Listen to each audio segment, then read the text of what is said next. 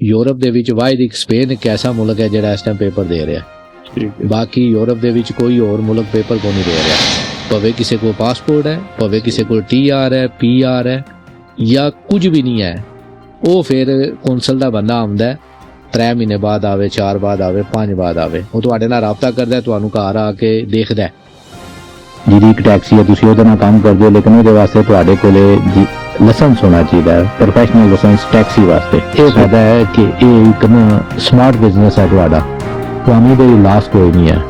ਕੋਈ ਹੋਰ ਤੁਸੀਂ ਕਾਰੋਬਾਰ ਕਰਦੇ ਹੋ, ਕੋਈ ਰੈਸਟੋਰੈਂਟ, ਜਿਹੜਾ ਡਾਕਟਰ ਹੈ ਮੇਰਾ ਅੰਦਾਜ਼ਾ ਕਹਿੰਦਾ ਉਹਦੀ ਵੀ ਇਤਨੀ ਸੈਲਰੀ ਨਹੀਂ ਹੋਣੀ, ਜਿਹੜੇ ਪੁਲਿਸ ਵਾਲੇ ਨੇ ਉੱਥੇ ਉਹਨਾਂ ਦੀ ਵੀ 3000 ਯੂਰੋ ਜ਼ਰੂਰਤ ਹੈ ਉਹਦੀ, क्योंकि किसी स्पेनिश ने काम नहीं देना, किसी अच्छी कंपनी ने काम नहीं देना, लेकिन ਉਹਦੇ ਵਾਸਤੇ ਬਿਹਤਰ ਹੀ ਹੈ। ਜੀ ਬਿਸਮਿਲ੍ਲਾਹਿਰਰਹਿਮਾਨਿਰਰਹੀਮ। ਅਸੀਂ ਜੀ ਤੁਹਾਨੂੰ ਵੈਲਕਮ ਕਰਨੇ ਆ ਪੰਜਾਬੀ ਤਬਸਰੇ ਦੇ ਵਿੱਚ, ਤੇ ਸਾਡੇ ਨਾਲ ਮੌਜੂਦ ਨੇ ਰਾਜਾ ਵਸੀਮ ਸਾਹਿਬ। ਇਹਨਾਂ ਨਾਲ ਅਸੀਂ ਅੱਜ ਸਵਾਲ ਜਵਾਬ ਕਰਾਂਗੇ। ਰਾਜਾ ਸਾਹਿਬ अस्सलाम वालेकुम। जी वालेकुम अस्सलाम व रहमतुल्लाहि व बरकातुहू। ਰਾਜਾ ਸਾਹਿਬ ਕਿਹੜੇ ਇਲਾਕੇ ਤੋਂ? ਪਾਕਿਸਤਾਨ ਤੋਂ? पाकिस्तान सर मेरा तलक जे खारिया कैंट, ਪਦਾਇਸ਼ ਉੱਥੇ ਦੀ? पैदाइश उत्थे दी है, जिला गुजरात ते तहसील खारिया। तालीम कितनी है, की पढ़े लिखे उत्थे पाकिस्तान?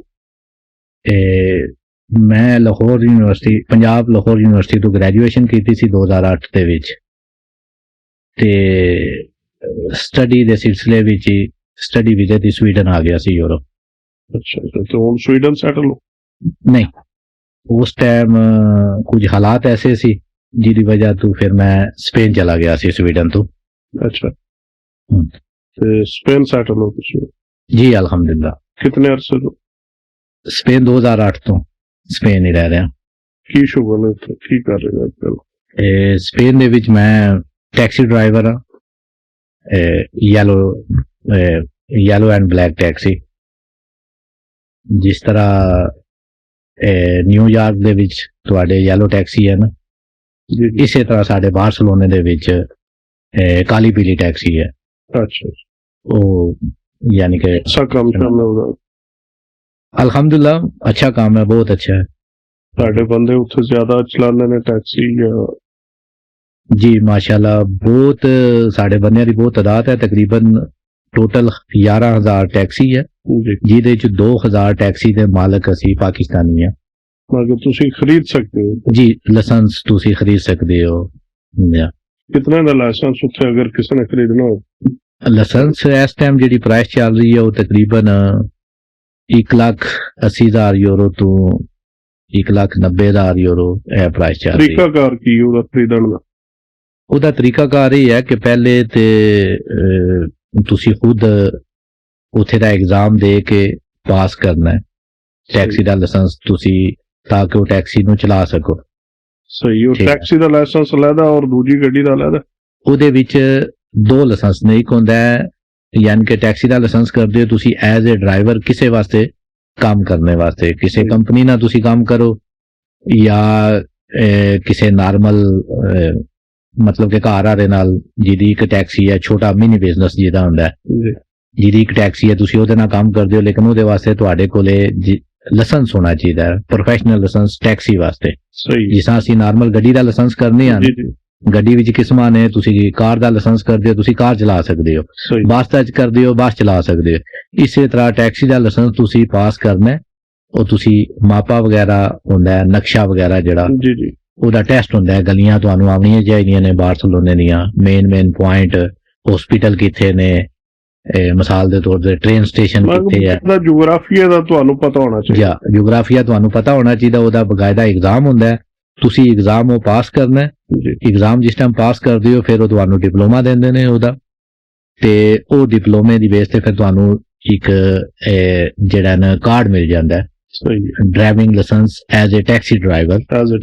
ਉਹ ਸਿਰਫ ਤੁਸੀਂ ਡਰਾਈਵ ਕਰਦੇ ਹੋ ਬਾਰਸਲੋਨੇ ਦੇ ਵਿੱਚ, ਤੁਹਾਨੂੰ ਬਾਰਸਲੋਨੇ ਵਿੱਚ ਉਹ ਸਵਾਰੀ ਮਿਲਦੀ ਹੈ, ਤੁਸੀਂ ਬਾਹਰ ਜਿੱਥੇ ਮਰਜ਼ੀ ਫਰਾਂਸ ਲੈ ਕੇ ਜਾਓ, ਪੈਰਿਸ ਲੈ ਕੇ ਜਾਓ, ਬੈਲਜੀਅਮ ਲੈ ਕੇ ਜਾਓ, ਜਿੱਥੇ ਮਰਜ਼ੀ ਲੈ ਕੇ ਜਾ ਸਕਦੇ ਹੋ, ਲੇਕਿਨ ਬਾਰਸਲੋਨੇ ਤੋਂ ਬਾਹਰ ਤੋਂ ਸਵਾਰੀ ਲੈ ਕੇ ਨਹੀਂ ਆ ਸਕਦੇ। ਕੁਝ ਰੂਲਸ ਰੈਗੂਲੇਸ਼ਨ ਨੇ ਉਹਦੇ, ਤੇ ਬੜਾ ਇੱਕ ਅੱਛਾ ਰੋਜ਼ਗਾਰ ਹੈ ਸਾਡੇ ਖਾਸ ਤੌਰ ਤੇ ਫਾਰਮਰ ਵਾਸਤੇ ਟੈਕਸੀ ਦਾ। ਇੱਕ ਤੇ 12 ਘੰਟੇ ਦੀ ਚਲੋ ਸ਼ਿਫਟ ਹੁੰਦੀ ਹੈ, ਜ਼ਿਆਦਾਤਰ ਲੋਕ ਜਿਹੜੇ ਸ਼ਿਫਟ ਵਿੱਚ ਕੰਮ ਕਰਦੇ ਨੇ। ਸਹੀ ਹੈ। ਤੇ ਸਭ ਤੋਂ ਅੱਛੀ ਚੀਜ਼ ਇਹ ਹੈ ਕਿ ਉੱਥੇ ਤੁਹਾਡਾ ਬੋਸ ਵੀ ਤੁਹਾਡੀ ਬਹੁਤ ਜ਼ਿਆਦਾ ਰਿਸਪੈਕਟ ਕਰਦਾ ਹੈ।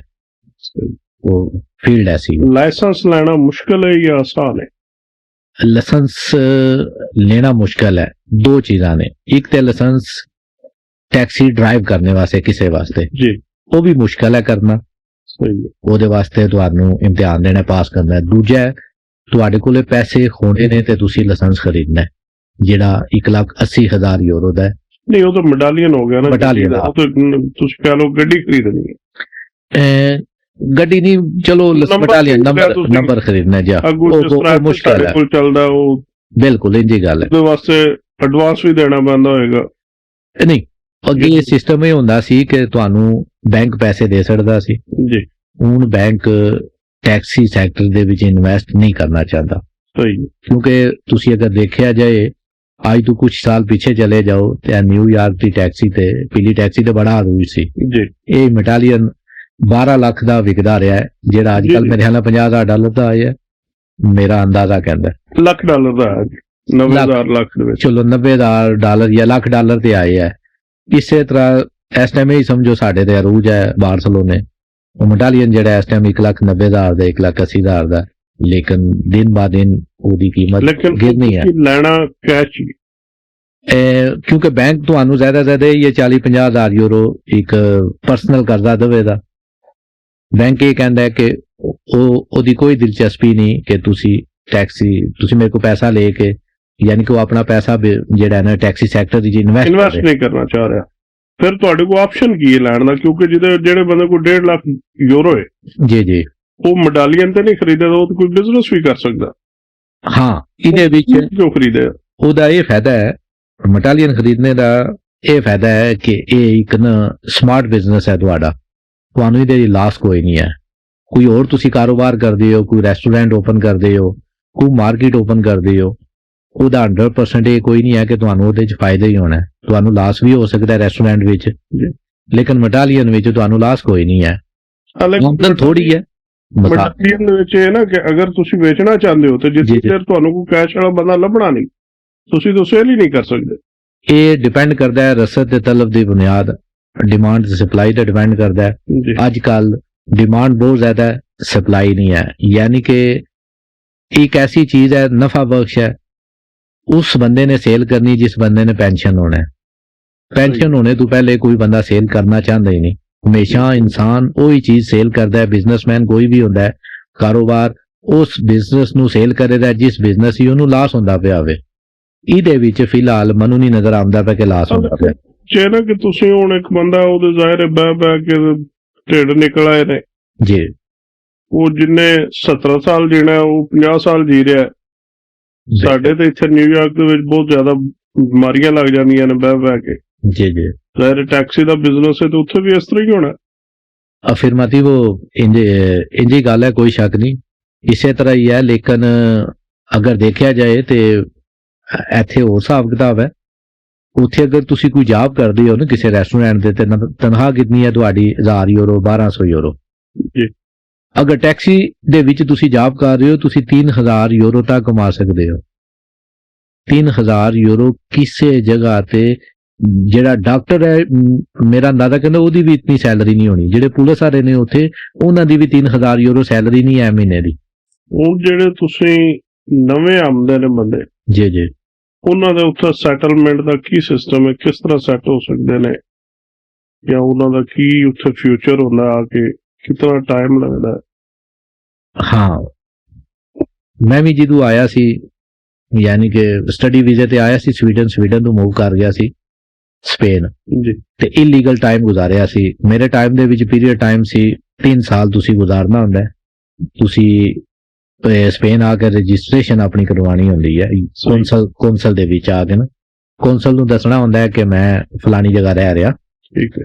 ਉੱਥੇ ਤੁਹਾਡੀ ਰਜਿਸਟ੍ਰੇਸ਼ਨ ਹੋ ਜਾਂਦੀ ਹੈ। ਪਹਿਲੇ ਟਾਈਮ ਪੀਰੀਅਡ ਸੀ 3 ਸਾਲ ਦਾ ਮੇਰੇ ਟਾਈਮ ਦੇ ਵਿੱਚ, ਹੁਣ ਉਹਨਾਂ ਟਾਈਮ ਪੀਰੀਅਡ ਕਰ ਛੜਿਆ 2 ਸਾਲ ਦਾ।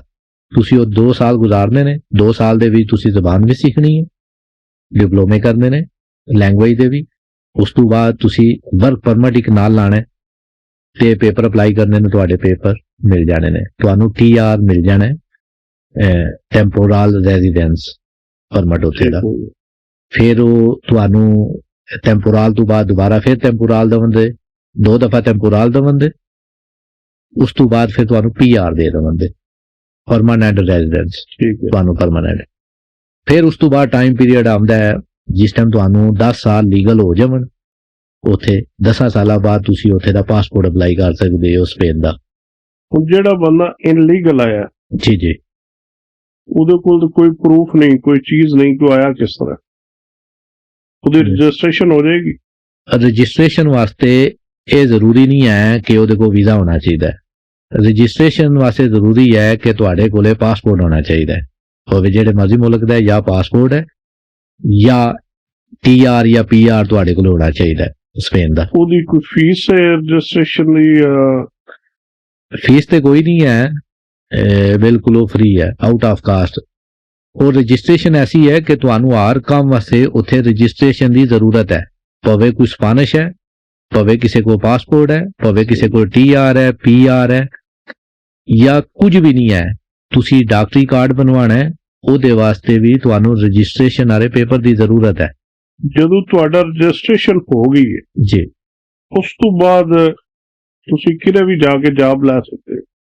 ਨਹੀਂ ਦੇਖੋ, ਜੌਬ ਤੇ ਤੁਸੀਂ ਕਰਨੀ ਹੈ ਇੱਕ ਗੈਰ ਕਾਨੂੰਨੀ ਕੰਮ, ਤੁਸੀਂ ਛੁਪ ਕੇ ਜੌਬ ਲੀਗਲ ਨਹੀਂ ਕਰ ਸਕਦੇ, ਲੀਗਲ ਜੌਬ ਨਹੀਂ ਤੁਸੀਂ ਕਰ ਸਕਦੇ। ਜਿਹੜਾ ਹੁਣ ਤੁਸੀਂ ਕਹਿ ਰਹੇ ਹੋ ਕਿ ਵਰਕ ਪਰਮਿਟ ਨਾਲ ਲੱਗਦਾ, ਜੀ ਜੀ, ਉਹ ਕਿਸ ਤਰ੍ਹਾਂ ਬਣਦਾ?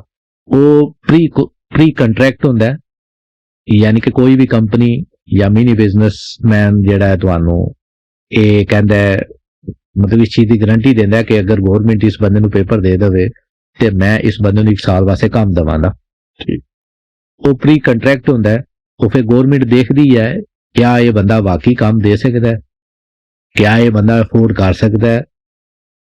ਸ਼ਾਇਦ ਇਸ ਬੰਦੇ ਕੋਲ ਤੇ ਆਪਣੇ ਜੂਏ ਪੈਸੇ ਨਾ ਹੋਣ, ਮਤਲਬ ਕਿ ਆਪਣਾ ਇਹਦੀ ਜ਼ਰੂਰੀਅਤ ਜ਼ਿੰਦਗੀ ਪੂਰਾ ਨਾ ਹੁੰਦਾ ਪਿਆ ਹੋਵੇ, ਤੇ ਇਹ ਬੰਦਾ ਦੂਸਰੇ ਨੂੰ ਕਿੱਥੋਂ ਅਫੋਰਡ ਕਰ ਸਕਦਾ ਹੈ। ਉਹਦੇ ਵਾਸਤੇ ਗਵਰਨਮੈਂਟ ਦੇਖਦੀ ਹੈ, ਦੇਖ ਕੇ ਤੇ ਫਿਰ ਜਿਸ ਟਾਈਮ ਤੁਹਾਡੇ ਪੇਪਰ ਪਾਸ ਹੋ ਜਾਂਦੇ ਨੇ, ਪਾਸ ਬਾਅਦ ਪਾਕਿਸਤਾਨੀਆਂ ਦਾ ਉੱਥੇ ਕੋਈ ਕਮਿਊਨਿਟੀ ਸੈਂਟਰ ਜਾਂ ਕੋਈ ਆਫਿਸ ਵਗੈਰਾ ਜਿਹੜਾ ਕੋਈ ਨਵੇਂ ਆਉਣ ਵਾਲਿਆਂ ਦੀ ਹੈਲਪ ਕਰਦਾ ਹੋਵੇ? ਇਹ ਤੁਹਾਨੂੰ ਅਕਸਰ ਤੁਸੀਂ ਸੁਣਿਆ ਹੋਵੇ ਰੈੱਡ ਕਰਾਸ ਬਾਰੇ। ਰੈੱਡ ਕਰਾਸ ਇੱਕ ਐਸਾ ਇਦਾਰਾ ਹੈ ਪੂਰੀ ਦੁਨੀਆ ਵਿੱਚ ਹੀ, ਯੂਰਪ ਵਿੱਚ ਵੀ, ਸਾਡੇ ਸਪੇਨ ਵਿੱਚ ਵੀ, ਉੱਥੇ ਉਹ ਹਰ ਬੰਦੇ ਦੀ ਹੈਲਪ ਕਰਦਾ ਹੈ। ਬਾਕੀ ਪਾਕਿਸਤਾਨੀ ਲੈਵਲ ਤੇ ਪੁੱਛ ਰਿਹਾ ਕੋਈ? ਬਾਕੀ ਪਾਕਿਸਤਾਨੀ ਲੈਵਲ ਤੇ ਹਾਲਾਤ ਬਹੁਤ ਅੱਛੇ ਨੇ ਬਾਰਸਲੋਨੇ ਦੇ, ਅਲਹਮਦੁਲਿਲਾ ਮੈਂ ਬਾਰਸਲੋਨੇ ਹੋਣਾ, ਕਿ ਨਵੇਂ ਬੰਦੇ ਨੂੰ ਆਉਣੇ ਵਾਲੇ ਨੂੰ ਇਤਨੀ ਜ਼ਰੂਰਤ ਹੀ ਨਹੀਂ ਪੈਂਦੀ ਕਿ ਆਉਂਦਿਆਂ ਸਾਥ ਹੀ ਉਹਨੂੰ ਕੰਮ ਮਿਲ ਜਾਂਦਾ, ਆਸਾਨੀ ਨਾਲ ਮਿਲ ਜਾਂਦਾ। ਨਹੀਂ, ਉਹ ਕਿੱਥੇ ਆਵੇ? ਇੱਕ ਬੰਦਾ ਆ ਗਿਆ, ਏਜੰਟ ਨਾਲ ਲੈਂਦਾ, ਏਜੰਟ ਨੇ ਆਵੇ ਤੇ ਕੀ ਕਰੇ?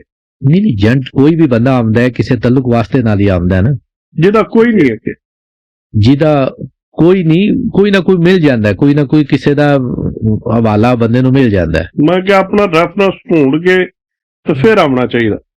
ਬਿਹਤਰ ਤੇ ਇਹ ਹੈ ਕਿ ਆਪਣਾ ਰੈਫਰੈਂਸ ਢੂੰਢ ਕੇ ਆਵੋ, ਲੇਕਿਨ ਅਗਰ ਨਹੀਂ ਵੀ ਕੋਈ ਰੈਫਰੈਂਸ ਕਿਸੇ ਨੂੰ ਮਿਲਦਾ, ਲੇਕਿਨ ਫਿਰ ਵੀ ਨੋ ਟੈਨਸ਼ਨ, ਕੋਈ ਵੀ ਨਹੀਂ ਬੰਦਾ ਮਿਲਦਾ, ਰੈੱਡ ਕਰਾਸ ਦੀ ਦਾਤ ਚਲੇ, ਉਸ ਨਾਲ ਜਾ ਕੇ ਰਾਬਤਾ ਕਰ ਲਓ ਰੈੱਡ ਕਰਾਸ ਵਾਲਿਆਂ ਨਾਲ, ਉੱਥੇ ਹੈਲਪ ਹੋ ਜਾਂਦੀ ਹੈ। ਬਿਲਕੁਲ। ਹੁਣ ਜਿਹੜੇ ਤੁਸੀਂ ਕਹਿ ਰਹੇ ਹੋ ਕਿ ਉਹ ਕਹਿੰਦੇ ਜੀ 2 ਸਾਲ ਦੇ ਵਿੱਚ ਤੁਸੀਂ ਲੈਂਗੁਏਜ ਕੋਰਸ ਕਰਨਾ ਹੈ ਜਾਂ ਹੋਰ ਕੋਰਸ ਕਰਨੇ ਨੇ, ਜੀ ਜੀ, ਉਹ ਗਵਰਨਮੈਂਟ ਲੈਵਲ ਤੇ ਹੁੰਦੇ ਨੇ ਜਾਂ ਤੁਸੀਂ ਆਪੂ ਕਰਨਾ ਹੈ?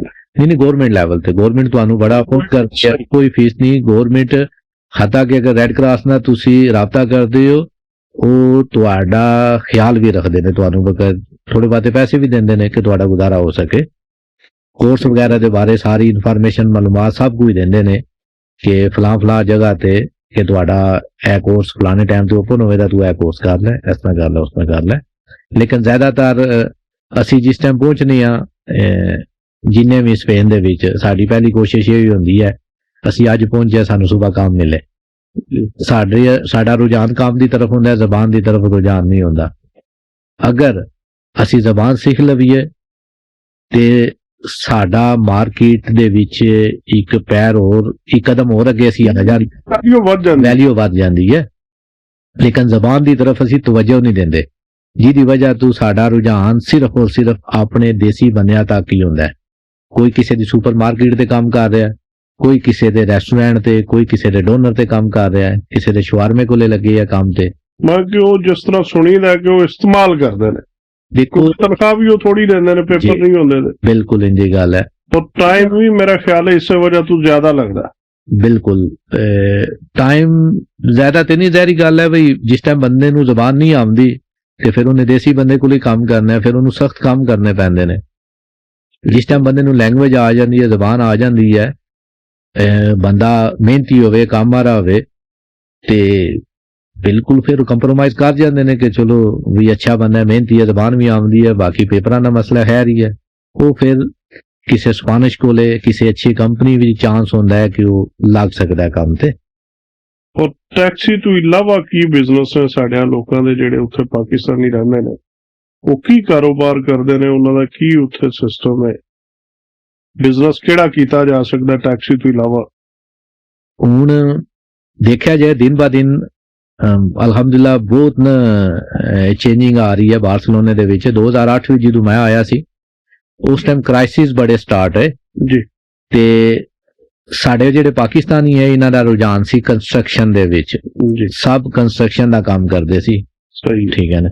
ਉਹ ਕ੍ਰਾਈਸਿਸ ਐਸੀ ਆਏ ਕਿ ਸਭ बेचारे काम तो बेरोजगार हो गए, काम तो बैठे क्योंकि हालात ही ऐसे हो गए।